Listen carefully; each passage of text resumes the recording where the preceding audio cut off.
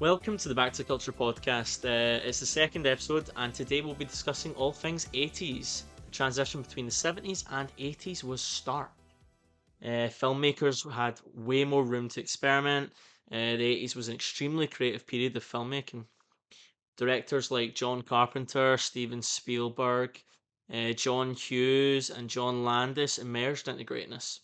It's an era filled with nostalgia and filled with great film series like obviously Karate Kid, The Terminator, the blood filled slasher films Friday the 13th, and many more. So, for the second time, let's go back to the culture. Our first segment, like last time, will be cult film. We chose Blue Velvet, which is a David Lynch film. Very good film, starring Kyle MacLachlan, Dennis Hopper, Laura Dern, and Isabella Rossellini. In its core, it's a kind of crime mystery film about a boy named Jeffrey coming back to his small time town after his father falls sick. In this town, he gets wrapped up in the crooked world of crime as he finds a human ear on the ground, which leads him to start an investigation that the police won't touch.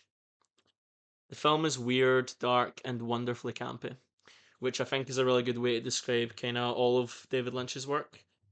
The performances are dramatic, obviously, and like theatrical, and the plot is just cartoonishly dramatic from start to finish.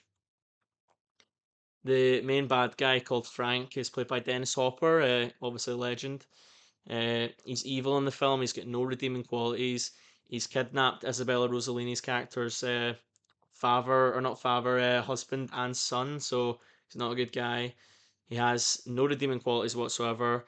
He's like kind of a supervillain. Uh, he has multiple psychotic outbursts, and when he has these outbursts, he takes a kind of huff of like laughing gas.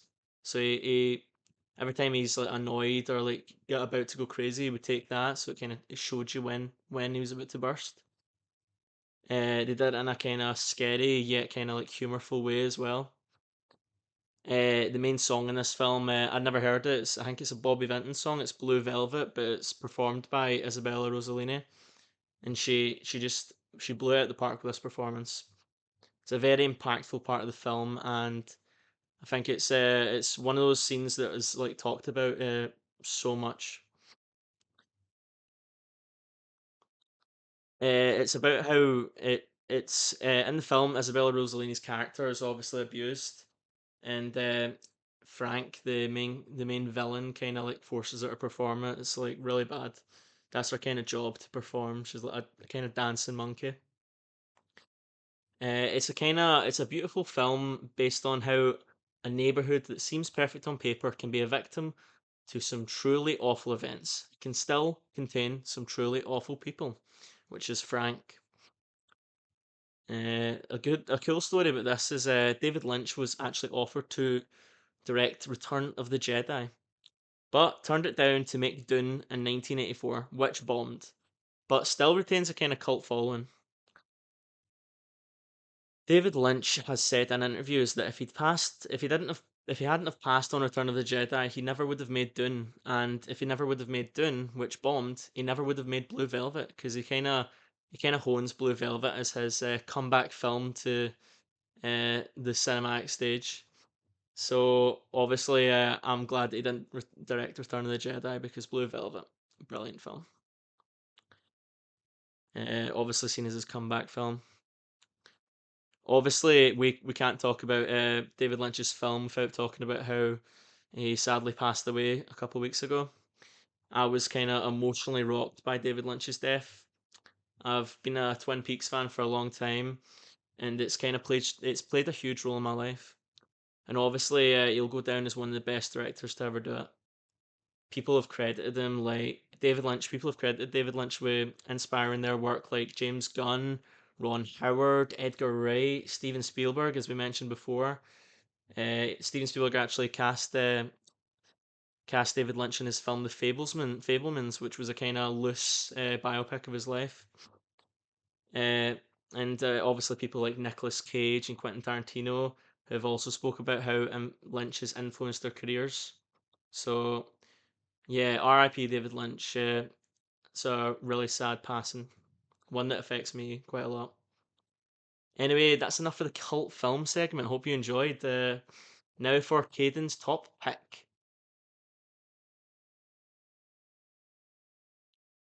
Now, if I'm thinking 80s, one film springs to mind: Evil Dead 2. It's the sequel to Sam Raimi's horror film Evil Dead in 1982, and it kind of builds on everything that film did. Um, but it also adds comedy, which I really like about it, and kind of surrealism to the story. The movie's almost fully made with practical effects, which adds to so much of the charm of the film. They actually did a scene with Ash's girlfriend dies in the film, and they did a scene out of kind of stop motion animation. It was kind of like claymation of Ash's girlfriend come back to life and doing like a kind of dance, which was a really cool part of the film. I always love when old films, especially, use practical effects other than CGI.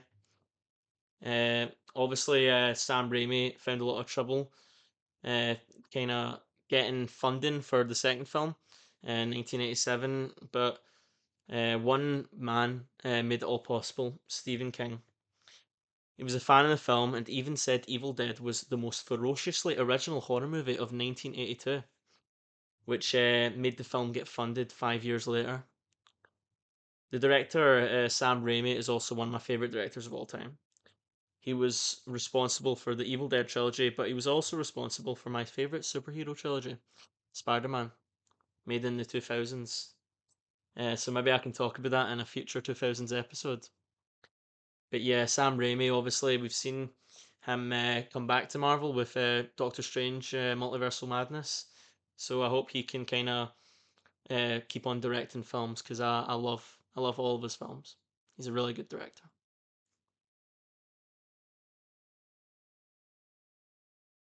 Now it's time for a really fun segment. We're going to go over three actors that fully controlled the 1980s era. The first one we've got is Harrison Ford. Now, in recent times, Harrison Ford became the highest-grossing actor with a combined 4.7 billion in 2016. But the title of that got nabbed by Samuel Jackson, but it still shows how much he's done in his career. He obviously starred in all the Indiana Jones films, Indiana Jones, like Raiders of the Lost Ark, Last Crusade, obviously Temple of Doom, really good films, iconic, quotable, so quotable. If you're thinking 1980s, that's also a kind of film series that you can't go on talking about it without like mentioning it. You know what I mean? We obviously have the Blade Runner film where he kind of delved into more sci-fi. It was a really good film.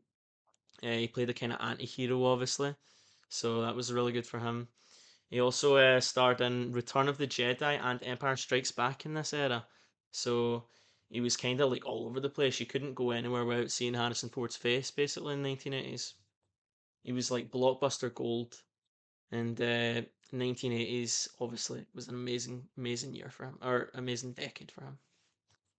We've also got actors like Arnold Schwarzenegger, who was really popular in the 1980s. He's the biggest action star of all time now, and he's showed that in so many films. But he also showed a bit of his comedy chops in Twins, a really good film that starred Danny DeVito. And if you want a good laugh, just watch that film. It's pretty good. He obviously didn't start off knowing how to act.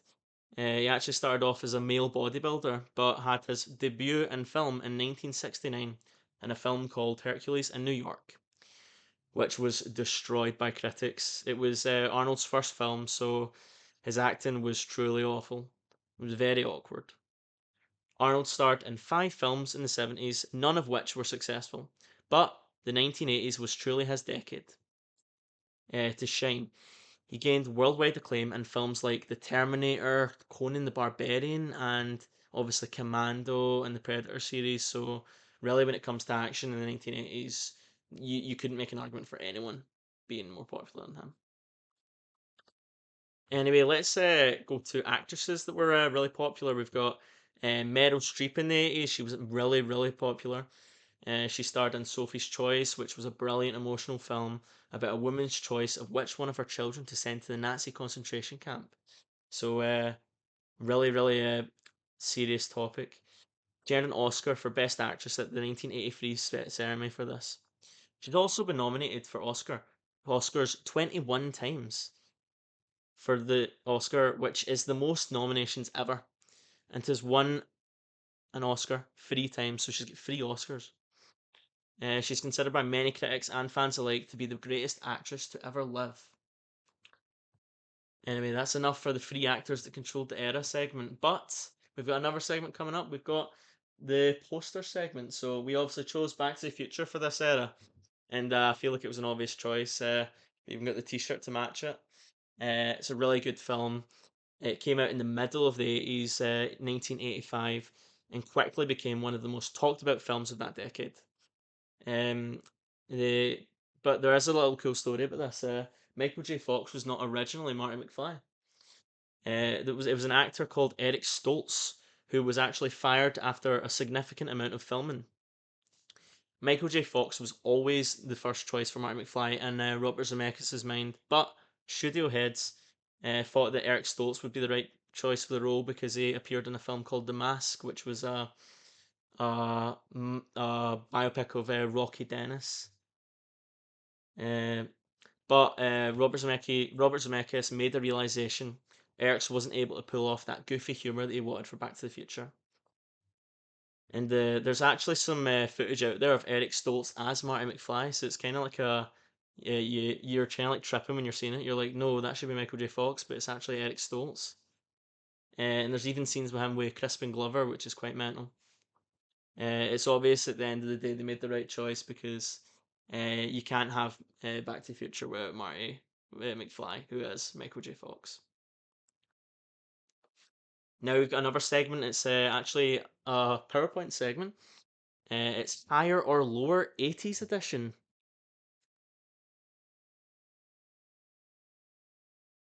Now this is a fun game where I show you 2 films and you need to guess which one has a better IMDb rating. They'll all be 80s, but I won't be playing along with this one. I just want to observe. Okay, so here we go. So we've got Blade Runner and Raiders of the Lost Ark. This one's quite hard. Which one has a better IMDb rating? Both obviously starring Harrison Ford, and both obviously massive films in the era. So let's see. What did you guess? Did you guess right? The winner is Raiders of the Lost Ark with a rating of 8.4. Quite close. Both really great films, so I'm kind of surprised. Oh, we've got The Shining and Terminator. Which one of those could have a higher rating? Both obviously critically acclaimed films starring obviously big actors Jack Nicholson and Arnold Schwarzenegger. So who do you think could be higher rated? Which one? Let's see. The Shining with a rating of 8.4. Who would have guessed that? Pretty good. Oh, this one's quite hard. We've got Big and Hellraiser. Big, obviously, a comedy starring Tom Hanks. He wants to, he turns out an adult and he has to deal with life like that. And Hellraiser, obviously, brilliant horror. Uh, let's see who could be higher. Ah, Big with a 7.3. Pretty good. Very good comedy. I feel that deserves a bit of a higher rating. And what have we got next? Oh, we've got Back to the Future and we've got Aliens. Both really great films. We're really surprised to see what this comes out with. Both obviously sci-fis and both massive in that era, influencing many films after. So let's see. Oh, if you said Back to the Future, you'd be right. 8.5 out of 10. Perfect film, obviously. Both really good films, though. And what have we got next? That's all we've got. Ah, okay. Comment below if you got all of them right, or if you only got 3 out of 5. But it was quite fun, wasn't it? Now for the Oscars. The 1980 ceremony where Kramer v. Kramer won Best Picture had to be postponed a day due to President Reagan's assassination attempt. The shooter was apparently a stalker of acclaimed actress Jodie Foster and did it to impress her. Reagan was shot on the left side of his arm, which delayed the event by approximately 24 hours. There was also history made at the event as the youngest Oscar nomination ever was up for a Best Supporting Role. 8-year-old Justin Henry was nominated for Kramer v. Kramer. If he would have won, imagine how much that would have changed his career. And now we move on to 80s comedy. The 80s was a massive decade for comedy. We had films like Airplane coming out, obviously starring Leslie Nielsen, the star of Police Academy, and the hilarious Naked Gun series. The first film of which came out in 1988. Very good film. That kind of old humor where it's just wordplay. I love it. Obviously, people like O.J. Simpson were in that film though, so it's kind of going back and watching. It's quite crazy. We've also got Eddie Murphy. He was a massive actor in the 1980s, especially when it comes to comedy. Uh, he starred in iconic films like Coming to America, Beverly Hills Cop, Trading Places, and he also teamed up with comedy icon Richard Pryor. He was in Harlem Nights with him. In 1989, he was one of the highest paid actors, earning $60 million. You can't discuss comedy in the 80s without talking about Eddie Murphy. Now we move on to future film news. We talked a lot about Naked Gun, and there's some promising updates in that franchise. Liam Neeson is starring in a revival film of the franchise. It's been directed by Akiva Schaffer, who was behind the Andy Samberg film Hot Rod and Popstar, so safe to say the film's in good hands. The trailer just released a few weeks ago, and they even took a wee jab at themselves for casting OJ in the first film. They had a wee scene where in the trailer, everyone's crying over their dad's pictures, saying they'll make you so proud. And then there's a black gentleman that looks at a picture of OJ Simpson and says to the camera, nah, which was quite funny. Really good joke. Hope the film's full of jokes and they've not just shown all the jokes in that one trailer. We also have some news of a Wes Anderson film that's coming out soon. It's called The Phoenician Scheme. As you can probably already guess, the film stars a bunch of great actors, some of them being really big in the 80s as well. Bill Murray, Benicio del Toro, obviously, Scarlett Johansson, Tom Hanks, Willem Dafoe, Bryan Cranston, and many more, with a predicted 30 million budget. It goes to show Wes Anderson has made a lot of friends in Hollywood. The finale of the Back to the Culture podcast is coming up soon. So hope you all enjoy. Hope you stick around to the end, and I'll see you next time. Obviously, the final time, unless people enjoy, and I'll obviously make more. So see you all next time for the 90s episode.